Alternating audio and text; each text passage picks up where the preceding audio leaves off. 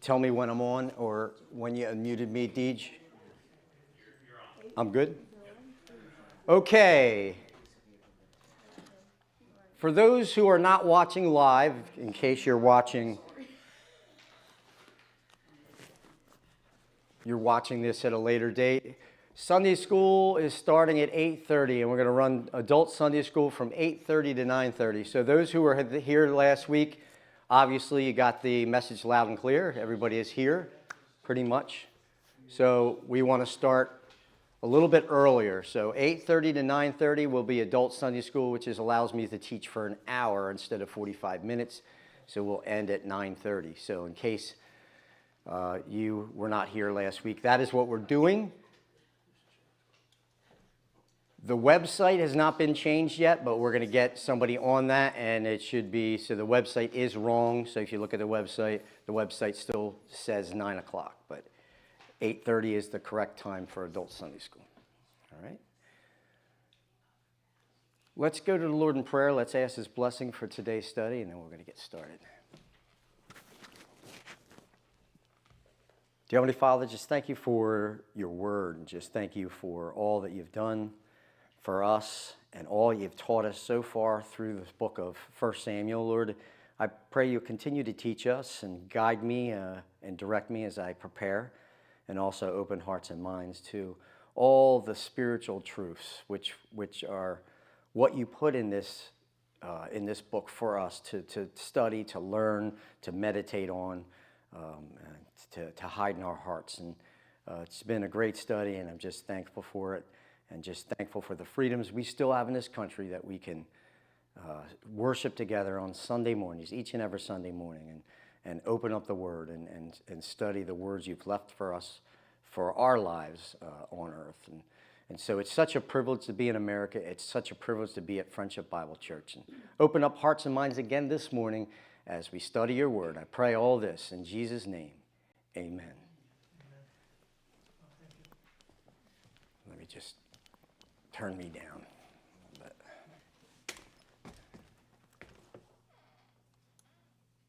Testing. Okay. So normally what we do when we start our lesson is we do kind of a review, but we did a lot of map work last week. So we don't necessarily have to do that, but we're going to do a little review on the map, ask you some questions. Pastor George gave this to me, got it in the Holy Land, from the Holy Land. It's a nice map. And this map doesn't show the tribes or the tribal allotments, but what this map does show is the topography of the land of Israel. Very interesting how mountainous it is. You'll notice that the Jordan River, it's like the Jordan Valley, the rift right here, runs all the way down the Holy Land. And you can kind of see how or why, as we talk about the tribes on the east side of the Jordan were separated by the tribes on the west side of the Jordan, and you can see that separation. You can also, if you look at the middle of the map, find Jerusalem. You can also see why it's always they go up to Jerusalem. You can see how that works. So take a look at that. The highest point on the map is the very top of the map, it sticks out here. That's Mount Hermon, or Hermon, as we would say. And that's a very, very high mountain at the very, very north part of Israel. And so you have Hermon to the north, and go all the way down to the south. It reaches the Red Sea down here. So I'm going to pass that around. So while I'm reviewing the map from last week, if you want to just take a look and feel it and see what it looks like, the Holy Land, I'm going to have Rose, if you want to just kind of help pass this around, please take a look. Now, the reason why we're doing this is because I thought it was very important for us to understand the Holy Land a little bit, the topography, the tribal allotments, just to give a little bit more context as we look at our story. So, Deej, if you could pull up the map, the second map for me, map number 2, and I want us, and you can look up here, and obviously you can look because it is right there on your notes. So either follow along in your notes here, or you can look at the map up here.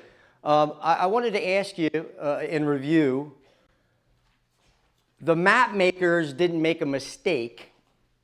The map makers were just putting out these maps for one specific reason, and the reason why this map is put out is because they want you to know where the tribal allotments were. I mean, so they didn't make a mistake, but I talked about last week how this map isn't exactly accurate. And it's not accurate because the map makers made any type of mistake, but this isn't reality. The reality is in 1 Samuel, in our chapter, there are some problems we have with these tribal allotments. Can anybody look at our map, or even the first map, and remember from last week, what is wrong with the map? What could we point out to say, this isn't exactly right by the time we get to 1 Samuel chapter 11? Anything. There's more than one mistake on the map. Something to do with Judah and Dan. Was Dan not part of that? Right. So just take a look at Dan. Can anybody locate the tribe of Dan's territory? Can you see it?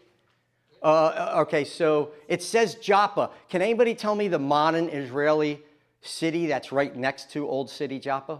Tel Aviv. That's Tel Aviv. So Tel Aviv or Joppa would be in the tribe of Dan's territory. But what happened to the tribe of Dan?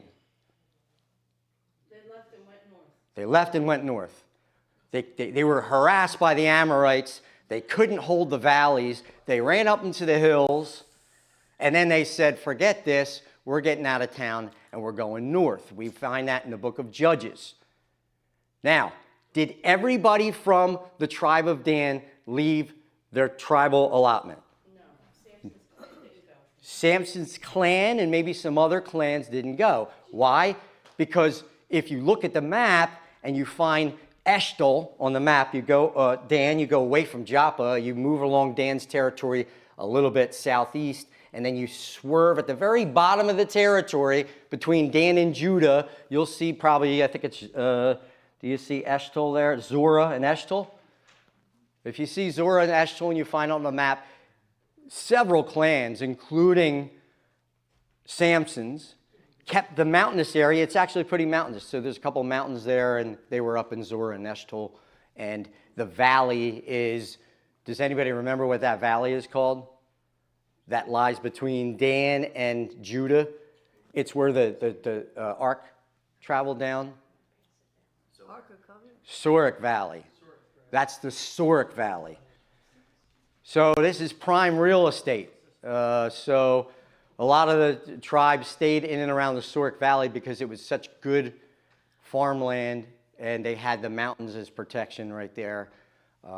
Divided. So anyway, that's good. So great. So the tribe of Dan isn't there. So if I would, make this map as to reality, I would put a couple of red circles somewhere scattered amongst Dan, and anywhere near the Mediterranean Sea, I wouldn't even put any red there because that was the valleys were taken. The Amorites harassed the tribe of Dan, and they couldn't hold the valleys. So they had a big problem there. All right, so good. Anything else about the map from last week that we'd say, no, that's not really accurate?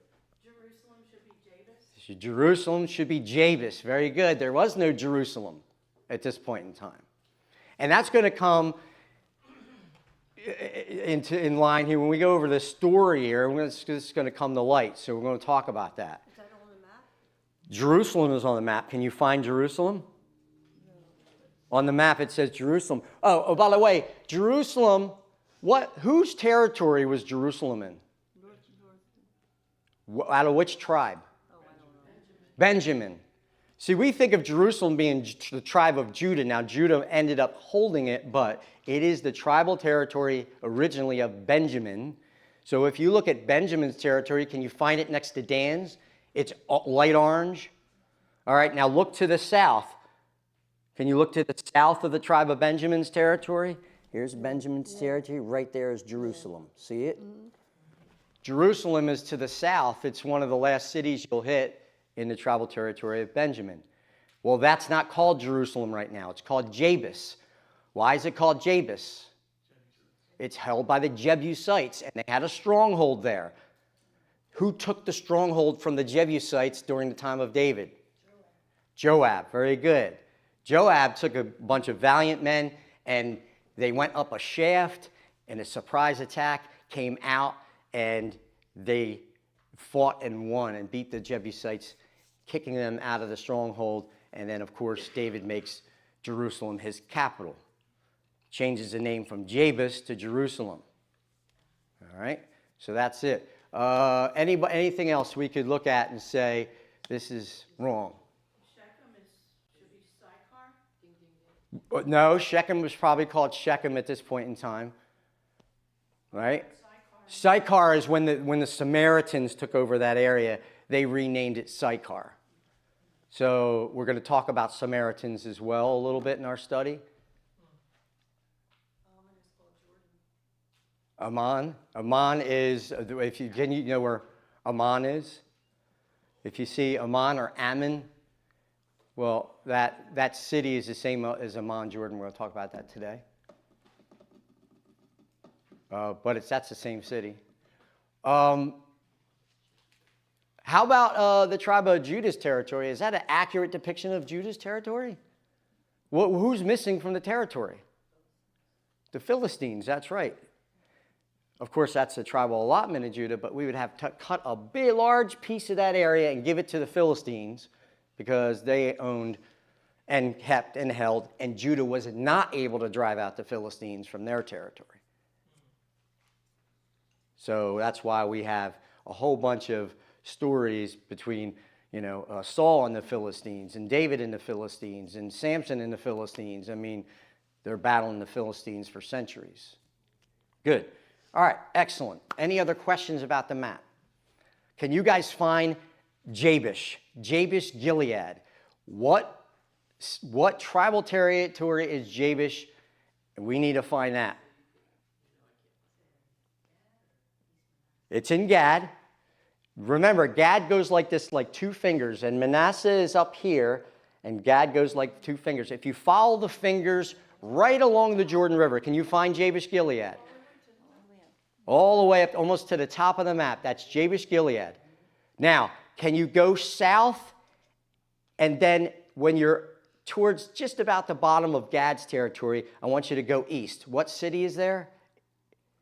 It's just directly to the, what is it? Ammon. That's where Nahash is from. So Nahash sends an army, and we're going to talk about that, and that's where Jabesh Gilead. So we got to know where Ammon is, where the capital city is of Nahash, where Jabesh is, and then also understand, looking at the topography, is that there was a division between the tribes, the 9.5, on the west side of the Jordan and those on the east. All right, and it comes into play with this story. So if Saul was going to do something about this problem, he was going to travel up all the way across the Jordan River, which didn't normally happen. So everybody good where Jabesh is, knows where Ammon, you can find that. Who are the 2.5 tribes on the east side of the Jordan? Reuben, Gad, look south to north, Reuben and Gad and Manasseh. And one last question about the map. Again, this is just review, just for fun. How did the 2.5 tribes end up over there? If I told you it wasn't God's direct will to give land on that side of the Jordan, but they ended up there anyway. How did they end up there? Does anybody remember? They camped there. And what did the tribe of Reuben, Gad, and at least half of the clans of Manasseh, what did they say? They asked to stay. They liked this land, this area. They really liked it. So they asked to stay. What did the Lord say? Yeah, permission to stay as long as all of your men come over and fight, and as long as they fight for Joshua, you can go back when the war is over, when the land is cleared out, then you fought with your brothers, then you can go over. And you can read that in the book of Judges and Joshua. There's all kinds of odd things that occur in those books as they try to conquer the land. And so, anyway, any questions over the map? All right, good. Something we normally don't do, so I hope you were blessed by it. Let's move on and let's kind of look at the notes. I just thought as I put my introduction here, is I thought it really necessary to develop what was going on here and just kind of get the lay of the land so you could have better visualization. So when you visualize things, I want you to visualize the map and Saul's movement and where they are. You can identify where the tribe of Benjamin's territory is. Gibeah is right outside of Jerusalem, and that's where Saul is, and this is where Jabesh Gilead is, and this is where Nahash's kingdom is, right east of Gad's territory, directly east of Gad's territory. Now let's first talk about the nation of Ammon, and I want you to give you just a little history here, hopefully just a taste about this nation. Where does it come from? Now, the Ammonite nation began from an odd story in Genesis 19. For those who remember this story, where Lot and his 2 daughters fled Sodom, and they ended up hiding in a cave. So does everybody need to, do you remember that story? Real odd story? They were hiding in the caves. The Lord sent judgment on Sodom and Gomorrah, destroyed Sodom and Gomorrah. Lot and his wife and his daughters fled. And what happened to his wife? She looked back, turned into a pillar of salt. They were in a panic. I want you to understand on a human level what a panic this was, not knowing what's going on. So out of pure fear and desperation, the 2 daughters of Lot conspired to have sexual relations with their father to carry on the family line. Now, it would be an abomination in America for any of this kind of stuff to happen, but remember, family lines were so important back then, and it doesn't excuse the behavior. It was never it wasn't the right way to handle things, obviously. But what's right? So the extent of the judgment was they weren't certain. Yeah. So carrying on, I mean, but the central issue was the family line had to go on. The Lot's family line could not end here. They had to produce an heir for him. So it seems a bit extreme, but this family heir was really of utmost importance. They would implement their plan once they got their father drunk. You remember, they got him drunk. Now the older daughter went in first and gave birth to a son and named him Moab, right? He became a father of the Moabites. And who do we know was a Moabite in biblical history? Ruth, right. Now, you can see on the map the Moabite land. The Moabite land is south of Reuben's territory. And that is where Naomi fled with her husband, right? They fled to Moab, and that's where Ruth came from. So that's the Moabites. Now, the younger daughter went next, and she also bore a son and named him Ben-Ami. Now, Ben-Ami was also called Ammon. So he became the father of the Ammonites. This makes the Israelites and the Ammonites what? They're blood relatives. They're blood relatives. Distant cousins. Now, because of this blood relation, the Israelites were directed by God not to drive out the Ammonites out of their land. So when Israel came up out of Egypt and they started to drive out some of the kings and some of the kingdoms out of their land, they were going to go over into Canaan. God directed them not to touch the Ammonites. So this was direct instruction from God to Israel and Moses to respect the territorial boundaries. And it wasn't just Ammon. It was Edom, Moab, and Ammon. Now, why was Edom left alone? The Edomites come from Esau, right? And who is Esau? Jacob's brother, right? So for the sake of Esau, even though it was Esau the unbeliever, the people were left alone. Moab and Ammon are descendants of Abraham's nephew Lot. All right, and so they were left alone. Now, we've gone over this before, but the last little part I wanted to talk about with Ammon is this capital city of Ammon was Rabat Ammon, which is the same modern day Amman, the capital of Jordan. All right, it's the same capital city. So Amman, Jordan equals Rabat. Rabat Amman. It's the same place, the same situation, the same city, and the Jordanians named it that way in honor of the Ammonite kingdom, their distant relatives. So I wanted you to understand that it's the same capital city as Amman, Jordan. So so that's the Ammonites. Anybody have questions over the Ammonites and where they came from? Okay, so one of the reasons why some of these peoples get judged by the Lord is because they are blood relatives to Abraham and the Jewish people. And we've talked about anti-Semitism as being alive. You would think that they would, because they are distant cousins, that they would take care of each other. And that's not true. So the Ammonites ended up attacking Israel.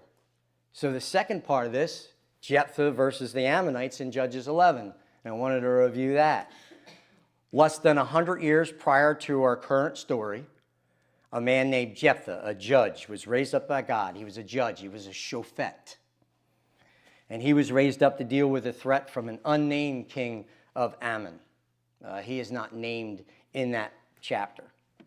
Now, at that time, the king was pressuring the Israelites in the area of Gilead to give him back land that they had previously stolen. At least that was that king's reasoning for the attack and for the oppression. He was going to get back land that they had lost. Now, if you go back to Judges 11, you'll find Jephthah himself, who sent messengers to this Ammonite king, giving him a history lesson in which he explained that the Amorites were the ones who took territory from the Ammonites, not Israel. And so he explains how God directed Moses and Joshua not to take any land from the Ammonites. So you are incorrect. We never took your land. It was the Amorites who took your land. Jephthah went on to explain this. The God's forbidding them to take this land. Now, he would not comply with the demands of this king and give this king land that they hadn't stolen in the first place, was the finishing aspect of this letter. And then we read in Judges 11, the king wouldn't listen. And of course, God was with Jephthah, and Israel routed the Ammonites. So we see this as the first instance in which the Ammonites demanded land from Israel. It's not going to be the last. And it's going to be a continual problem. Now, the Ammonites are subdued until this chapter. And so we don't have many problems from them. But I wanted you to see it as a characteristic of the Ammonite kingdom. The prophet Amos condemned this nation for using violent means to extend their borders. So they did it in the past. They did it during times where the Bible doesn't necessarily describe this issue. They're not sure what Amos is referring to or which offensive from the Ammonites that this describes. But it's funny how Amos is describing the same attitude. We're going to get back land taken from us. They use that as a reasoning for their attack. And then they use brutal means against Israel to oppress, to attack, and to subdue them. Amos says this in chapter 1, 13 to 15. This is what the Lord says: for 3 offenses of the sons of Ammon, and for 4, I will not revoke its punishment, because they ripped open the pregnant women of Gilead in order to enlarge their borders. Sound familiar? So I will kindle a fire on the wall of Rabat, and it will consume her citadels amid war cries on the day of battle and amid a storm on the day of tempest. Their king will go into exile, he and his princes together, says the Lord. So the Lord is going to inflict judgment on the Ammonite kingdom eventually, sending them into exile for their many sins against Israel, of which chapter 11 is one of them. So, what's that? Are all these sections living in Israel? All these different Are you talking about today? Well, this is a map of Israel, right? That's a map of Israel during the time of the judges. And then all these different tribes are living in there. During the time of the judges, in biblical history, yes. So that's why they're fighting all the time. Yes, Israel didn't have much peace. Usually the nations around them did attack. And the Ammonite kingdom is off to the east, directly bordering the tribe of Gad. And so we're going to find in chapter 11 that the Ammonites begin to harass Reuben and Gad. But they all live in Israel, all these different tribes. The tribes live in Israel, yes. Mm-hmm. So that's why they're always fighting. Well, the tribes do definitely fight. But the tribes are always trying to fend off oppressors of some sort. Sometimes kings from the north come into Israel. In this case, king from the east comes into Israel. And sometimes from the south they have some. So they're constantly, fighting wars and being oppressed. Yes. So chapter 11 involves the Ammonites, and that's why I'm going over the Ammonites. Ammonite history. Number one, the Ammonites were blood relatives to Israel. Number two, they had no business fighting Israel in the first place. Number two, Israel never attacked them. They left them alone. Right? And number three, the greatest crime of Ammon is they continue to harass Israel for no reason, trying to take back land that was never taken from Israel by Israel in the first place. And that's where we're at. And so we have the judge Jephthah dealing with Ammon literally within the century. We're not really sure where Jephthah's judgeship toward the end of the book of Judges. But it's within 100 years this is occurring here. So within 100 years, Ammon is starting again, and their king is Nahash.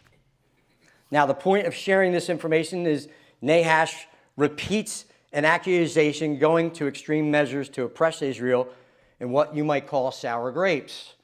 Nahash may have possibly been the son or grandson of this king who fought and lost badly to Jephthah. We don't know. They were subdued until chapter 11, I mentioned that. And Nahash was looking for revenge, and he was willing to go to extreme measures to get it. But there is still another reason that I want you to keep in your mind, and it goes hand in hand with Pastor George's study on Thursday night. It's anti-Semitism and the plot and the plan of Satan. Remember, Joan, we talked about this.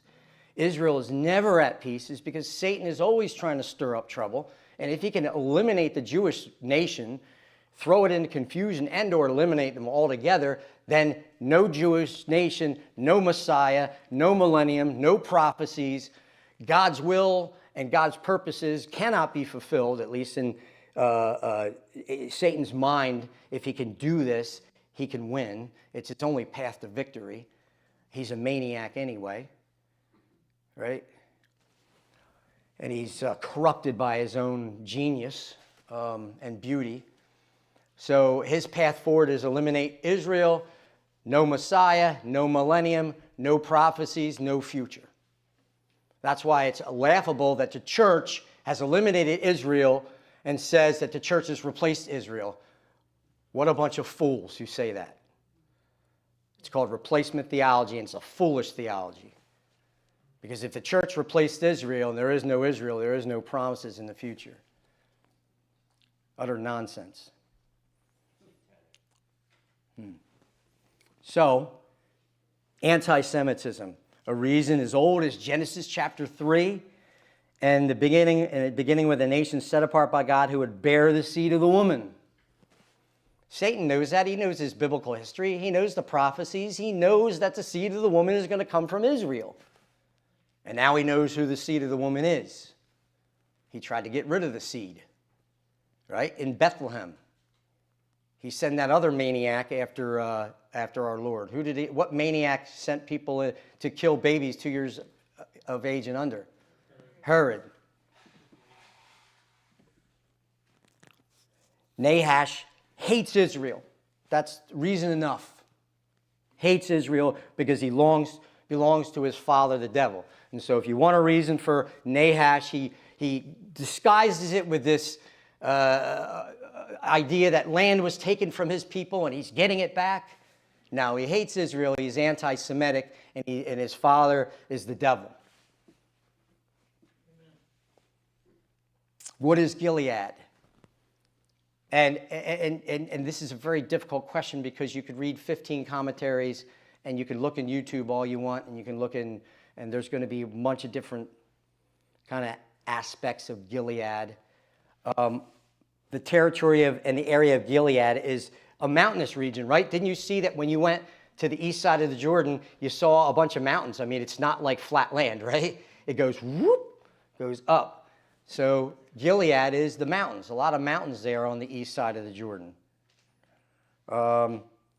It comprises the area occupied by the 2.5 tribes. So generally, when you think of Gilead, you think of Reuben, Gad, and East Manasseh. So it can encompass the whole area.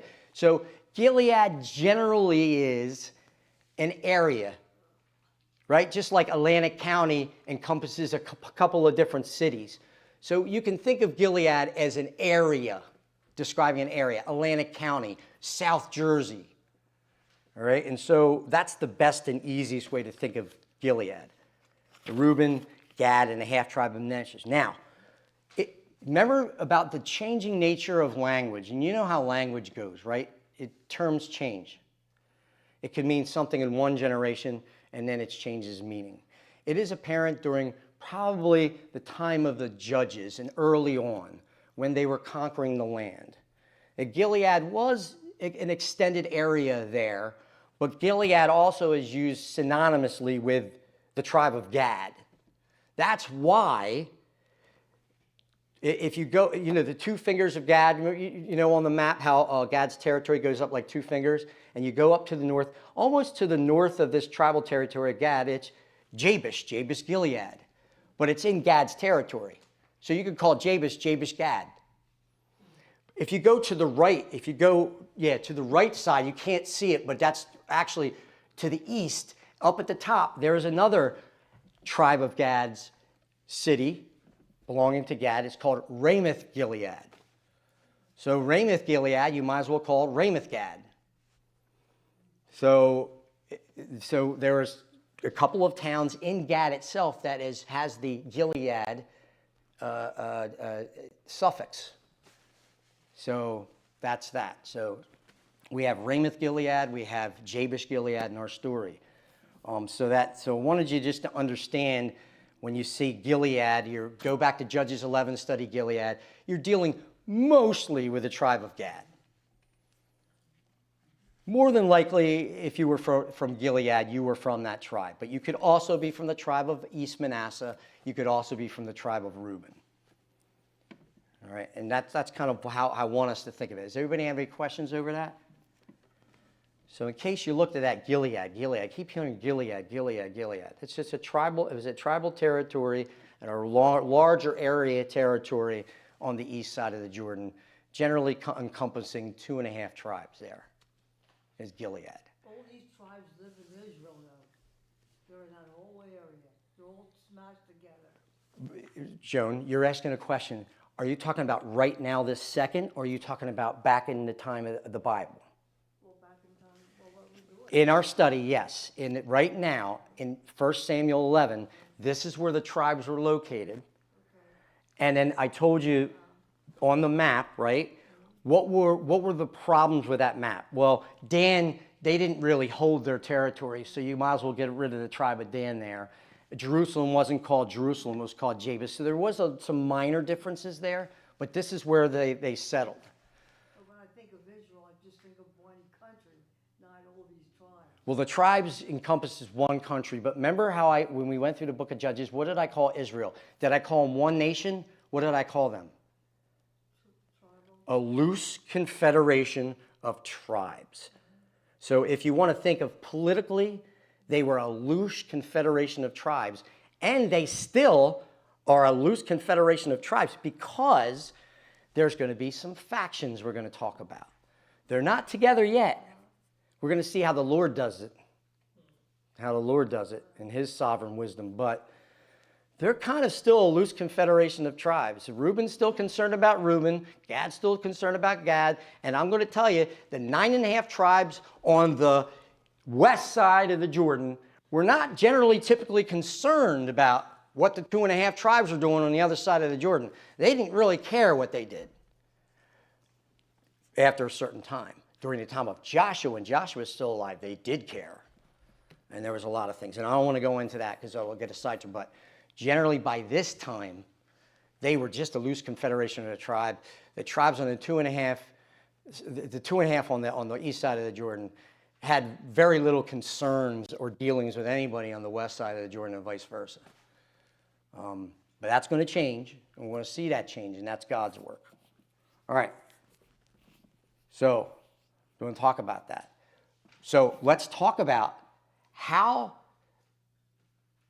this ties in then. How would Saul from the tribe of Benjamin get mixed up with anybody on, I just contradicted myself. I just said they have barely any dealings themselves, right? But yet something happens over here in Gilead. Well, why would Saul care? And let's talk about it. It's a very important part of this. We're going to talk about Gibeah and Jabesh Gilead. If you know Judges, you're going to know the answer to the question. What ties these two cities together?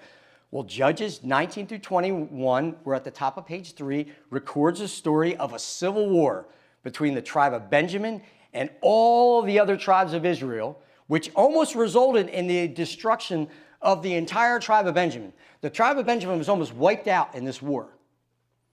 Now, only 600 men of Benjamin remained after this war. That's it.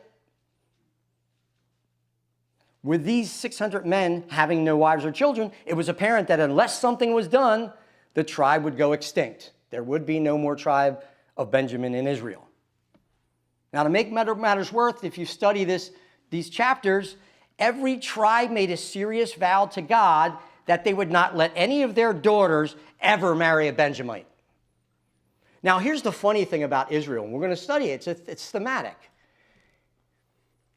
The men of Israel, lots of time, behaved badly, worshiping idols and doing all kinds of corrupted versions and practices, right? They would corrupt themselves. They would soil themselves before the Lord and do all kinds of crazy things. But boy, breaking a vow, they wouldn't do that.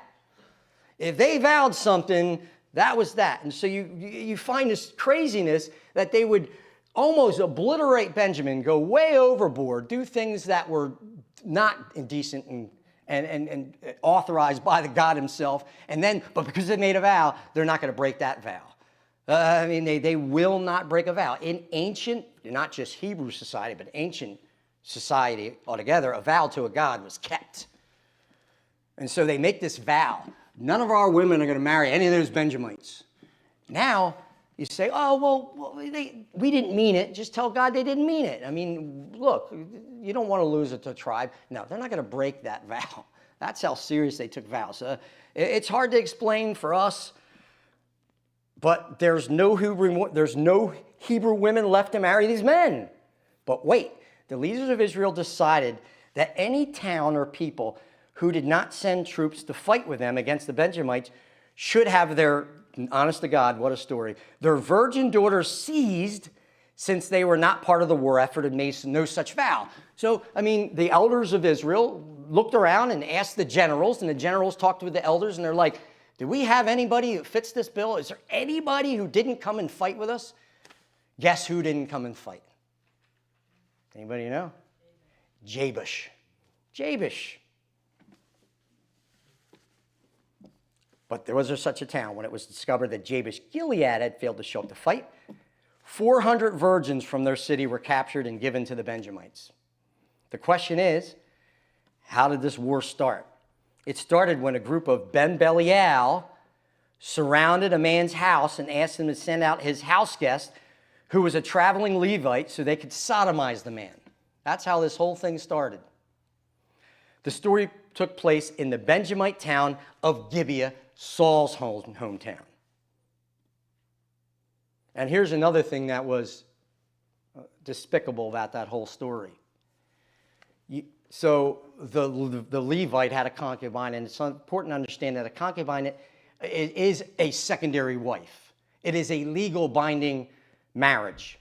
It's just not on par with the first wife. So a concubine wasn't just a prostitute. That's not the case.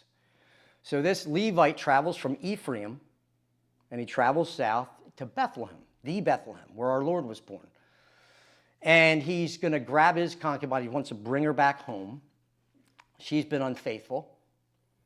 And you read the story, and the father delays him, and finally it gets her, and he travels north. But he's a Hebrew of Hebrews. So he's not going to stay. They have to stay for the night. They can't make it all the way home. So, hey, let's turn into this story. Let's turn into this city. Do you know what city that the servant was suggesting they turn in for the night? Jabesh.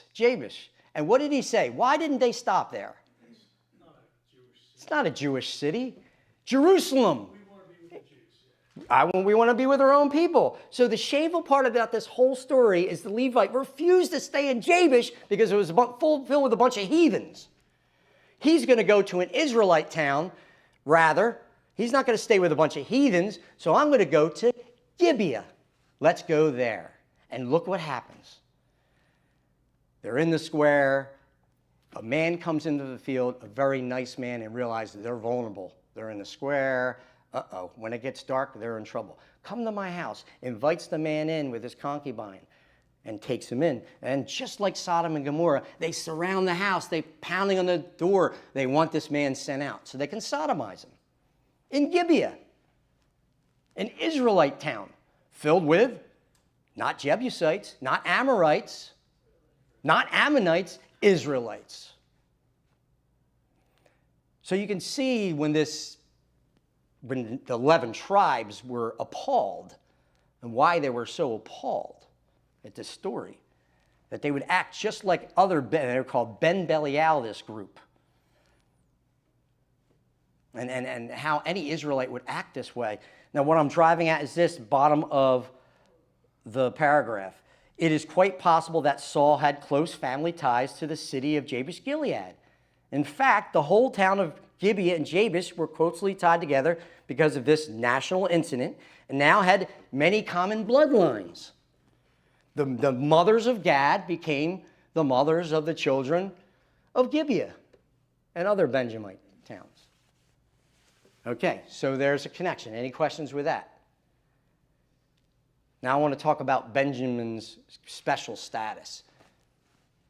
And we're going to see how the first king of Israel, coming from the tribe of Benjamin, will affect the political landscape. Don't think that it doesn't. And as it moves forward, as they will have a natural rival in Judah, a very powerful southern tribe. So now we're going to see Benjamin and Judah having some problems here. We are not sure if the men of Judah were the dissenters. We're never told who the dissenters were who did not honor Saul and give him tribute. It's only a guess, but it would have given Benjamin special status amongst the tribes, possibly sticking in the craw like a thorn to those from the tribe of Judah. But we're not told exactly this. Now, Tom Bradford does a good job of summarizing this political change. This is what Tom says. We are in the paragraph, last paragraph right here at the bottom of page 3, Joan. Tom Bradford says this: Benjamin was in an interesting geographic location. They were a buffer region.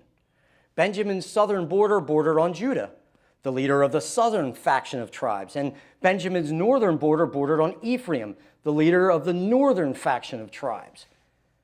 It put them in both an envious and difficult position. There were loyalties within the clans that formed Benjamin that cut both ways, not unlike the state of Virginia in our American Civil War. And because we had civil war amongst ourselves, we can understand these things.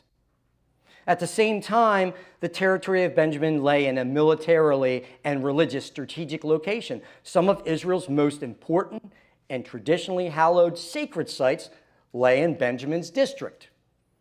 And militarily, Benjamin's territory was along the Jordan River, where some of the best fording points were located, and thus running through Benjamin was an important highway. We already talked about this caravan route or highway.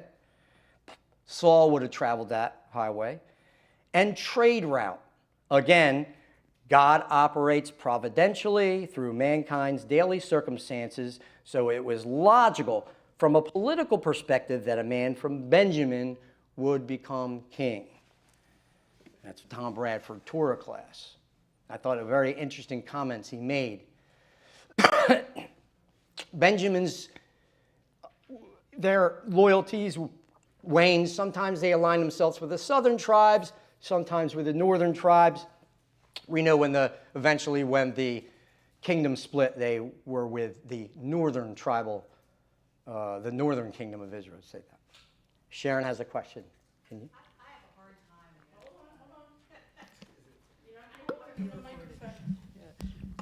I have a hard time with, what happened, with the men of the city surrounding, and wanting to, to get to the Levite, right? And I also have a hard time with the thing that happened at Sodom and Gomorrah. But I was thinking about it, when you have people trying to do those kinds of acts to other people, it's all about power and control. So perhaps they wanted, as these loose confederation of tribes, they wanted to establish their domination over the other tribes or anyone coming into their territory to let them know, hey, you're not messing with us. But I don't know, just a thought. No, it's a very good thought, because let's talk about that Benjamite war. See, the sin was so egregious in Israel, you would have thought that the rest of the Benjamite clans would have sided with the 11 and said, yes, all you had to do is bring those men out and punish them. And that war would have never happened. If they would have brought out those men who surrounded the house and just slew the men of Gibeah, then it would have been avoided. But the whole tribe of Benjamin, they supported their brothers, because you can see that the national interest was of no concern to them. This was their brothers. Benjamin was more important than the whole of Israel. And it shows a tribal mentality that occurs and will continue to occur. Because what the interest of the tribe was much more important than the interest, any national interest of Israel. If national interest was important, they would have just taken care of these men and be done. But they wanted to support their clan brothers and the other clans, and so they fought this war, right? So having power is important. Now the first king of Israel is from Benjamin. Now Benjamin is going to have some prominence. And we also know that Samuel is from Benjamin as well. He has been judging Benjamin. Benjamin is boosted up here. We have two other tribes that are very powerful at this point in time, Ephraim and Judah. And so Benjamin's right up there at this point in time in power, and now has the first king. And I only want you to keep that in the back of your mind as we go through this, because you're going to see it has implications in the future. As David leaves Jerusalem, it's the Benjamites who are on the side ridiculing him and hurling insults. Why the Benjamites? Why not the Gadites? Or, where were the other tribes? So, of course, they were bordering Benjamite territory, but I think there was more to it than just that. I just wanted to make sure that Benjamin gets special status here, now that the first king is from Benjamin. And it's going to come into play. Everybody good? Now I want to talk about the purpose of chapter 11. We're at the very bottom of page 3. The purpose. At the end of last week's lesson, we discussed the divisions that were almost certain once Saul was announced as a new king. The group of Israelites who despised him and didn't bring him any present may have also been ones who did not want a king in the first place. So they were chafing at the new governmental structure. They may have been against the king coming from the tribe of Benjamin, might have been the major issue, rather than their own tribe, a.k.a. Judah. Either way, deep divisions impossible, and I'll say it, civil war may have occurred unless the Lord once again stepped into human history to save the day. That's what occurs. Chapter 11 provides us with the story of how God changed the course of Israel's history. Chapter 11.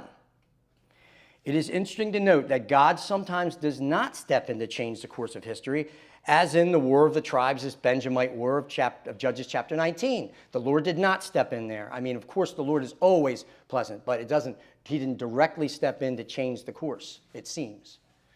He allowed that to play out. But in chapter 11 is not the case. He steps in. He makes these decisions based on his own infinite wisdom. Sometimes he steps in. He's always there. I'm not saying that to indicate that God's not sovereign, that he just let things run loose at the end of the book of Judges. But I'm simply saying you can see very clearly the Lord stepping in chapter 11 and making sure that he changes the course. And we don't know why he does something, why he punishes some people, and others he seems to let go and commit great acts of evil, and then others are taken out right away. And we don't know. God's infinite wisdom according to the divine plan. Now, we can only speculate these things, so we'll leave it to speculation. Now, the following comments I found in a commentary. Once again, the commentary wasn't wrong, and the commentator wasn't trying to make the point that I'm going to make. But I wanted to share with you, like sometimes where my thoughts go. As I read this commentary, I wanted to read it to you, just so you'd understand. And I'm not saying the man was wrong in his words, but it sparked a thought. So I'm reading the commentary, and I wanted to share that with you. I thought you might find that interesting. This is the second paragraph on page 4. This is what he said. He said, unwittingly, the Ammonites provided just the opportunity Saul needed to take the initiative and to prove to himself, as well as to Israel at large, that he could save his people from oppressors. And I said, ha! Not exactly accurate. Let's rephrase this. This is what I was thinking. God, using the actual evil inclinations and volitional decisions of this ruler Nahash, according to the divine plan, provided just the opportunity Saul needed to take the initiative, and so on and so forth. Do you see the difference? Chapter 11 was set up by the Lord. He uses Nahash's evil inclinations and all of his bad decisions and all of the evil that drove him, all the anti-Semitism that drove him against Reuben and Gad. And he used that to provide just the opportunity Saul needed to prove himself.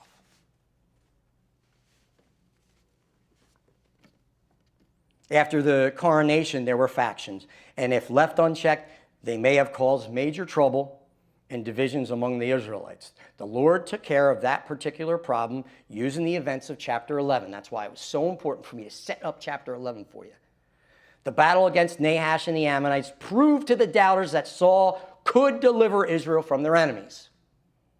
Chapter 11 will cement Saul into the position of Israel's chosen king. That's chapter 11. Now, before we get into the chapter next week, I did want to sort of whet your appetite here with just a few extra things as we get into the chapter. I'm going to read the first 3 verses, but you can just stay in my notes. You can also read the first 3 verses as well. It says, now Nahash the Ammonite went up and besieged Jabesh Gilead. And all the men of Jabesh said to Nahash, make a covenant with us and we will serve you. They're afraid. They want to make a covenant. Now, but Nahash the Ammonite said to them, I will make it with you on this condition, that I will gouge out the right eye of every one of you. And thereby I will inflict disgrace on Israel. Anti-Semitism. So the elders of Jabesh said to him, allow us 7 days to send messengers throughout the territory of Israel. Then, if there is no one to save us, we will come out to you. There's the setup. Then, to provide further context, I was going to add additional information from a Dead Sea Scroll called 4Q Sam.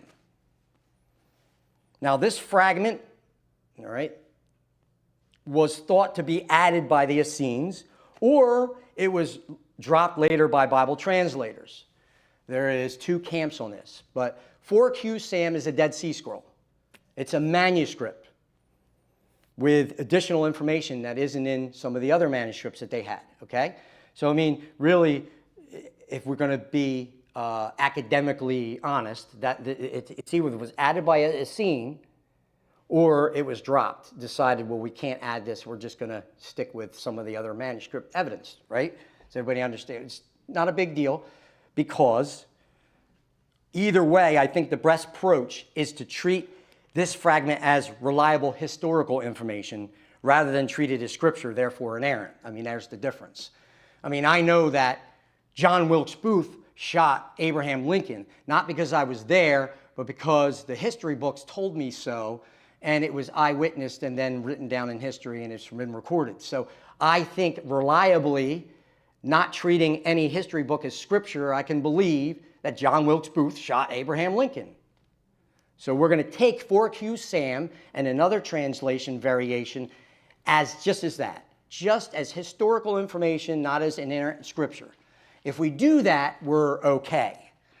All right, okay. And when we get to heaven and we find out that Samuel was the author of Samuel, and Samuel meant to put that in there, and we were wrong in taking it out, I mean, then we'll verify then. But I think this is the best approach. So I'm going to do that. I'm going to give you another translation variation, and then that opens it up. And then when you read this week, your homework reading, chapter 11, again, it gives you further information and context. This is what 4Q Sam says, this additional couple verses. It says, now Nahash, the king of the Ammonites, we're at the bottom of page 4. Joan, I'm not reading another Bible. I'm reading 4Q Sam right now. It says, the king of the Ammonites had been oppressing the Gadites and the Reubenites grievously, gouging out the right eye of each of them and allowing Israel no deliverer. No men of the Israelites who were across the Jordan who remained whose right eye Nahash, the king of the Ammonites, had not gouged out. But 7,000 men had escaped from the Ammonites and entered into Jabesh Gilead.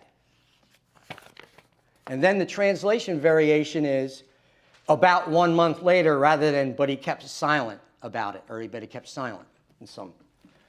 That's at the very end of 1027.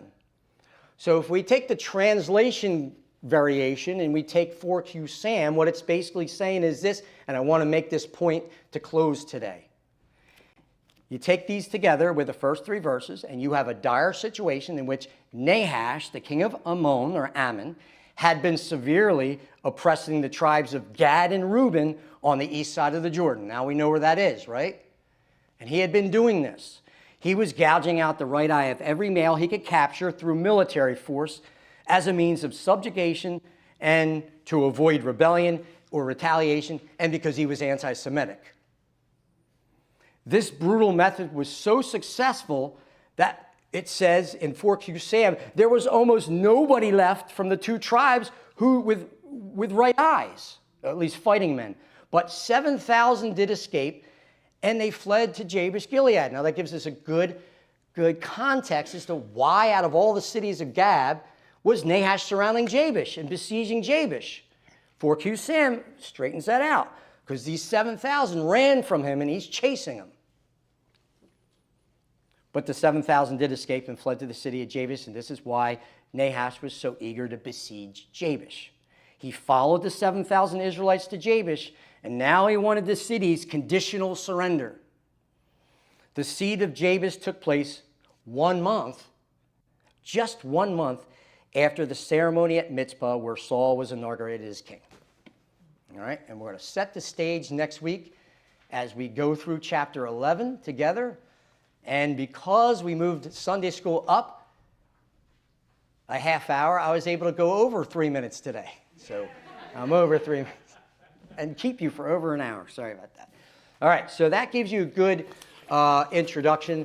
And because chapter 11, we see God's direct intervention in the human affairs, we're going to see this is not serendipitous. We're going to see how Saul is going to deliver the people of Jabesh, why he was angry, why he did what he did, and how the Lord used it to change the course of Israel's history, which was headed quite possibly, sorry, my mouth is dry now, civil war. Could have been, we've seen Israel's history, there could have been civil war. And so we'll see how that works out. Anyway, read chapter 11 on your own this week, and we'll come back and we'll study it together next week. Let's go to the Lord in prayer and thank him for this morning's study. Dear Heavenly Father, I just thank you for this study. I thank you for those who've come out and who are here to hear your word, Lord. I pray that we will see your work in everything, your sovereign hand as you step in and out of human history, as you work the divine plan. If you work out the divine plan amongst the crazy happenings here in Israel, of course, you are executing the divine plan right now in Egg Harbor Township, in all of our lives, Lord. And we're so encouraged that you control human history and that you care and love your people. And your will be done, Lord. And we say that with one voice. Your will be done in our lives because we trust you that the divine plan is going to work everything out, straighten all these things out that are going wrong in the world right now, going wrong in America right now. Very easy to lose hope with what we see, but you're on the throne. And so thank you for your word. Thank you for being the controller of human history. Thank you for loving your people enough to give us your word and allow us to come together and study it together. And I pray for the blessing of the message today, that we are blessed as we study the Sunday, not only the Sunday school message, but the main message today. And just open up our hearts and minds to your word. Help us to carry